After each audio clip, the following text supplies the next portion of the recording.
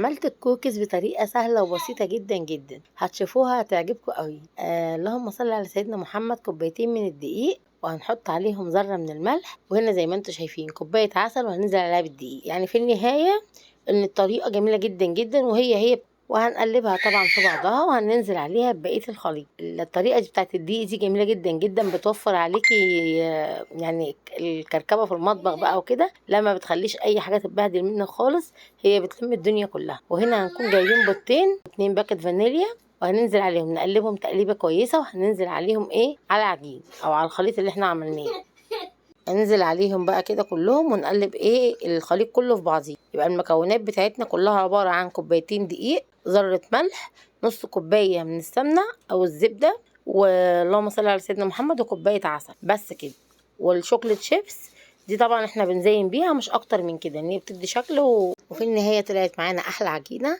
فانا يعني من خلال الفيديو ده ان انا يعني عايزه اعرفكم ان انا عارفه ان المقادير مش هي، يعني هي المقادير بس مش هي التكات.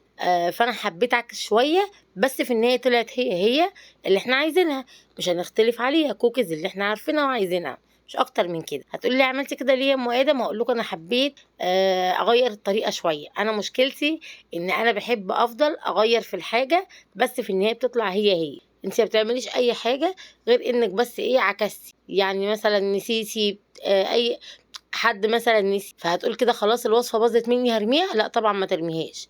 لازم يكون في عزيمه وفي اراده باذن الرحمن، وتقولي انا هكملها وهشوف النهايه.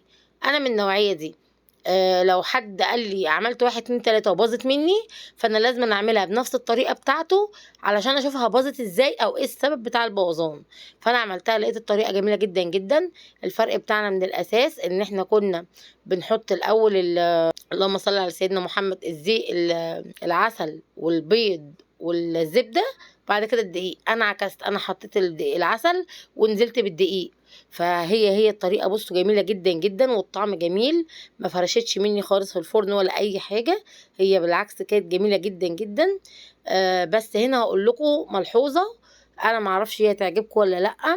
انا شخصيا ما عجبنيش ورق الزبده نهائي. هقول لكم ليه. ورق الزبده شرب منها الزبده بتاعتها وكمان لزقت فيه، هي ما لزقتش قوي، بس انا شفتها كده. بص انا عملت هنا تيست كده عليهم، حطيت نص الصينيه او 3/4 ورق زبده، وحطيت عليها وحطيت على الصينيه من غير ورق زبده. اللي طلع من غير الورق الزبده طلع احلى واطعم بكتير جدا.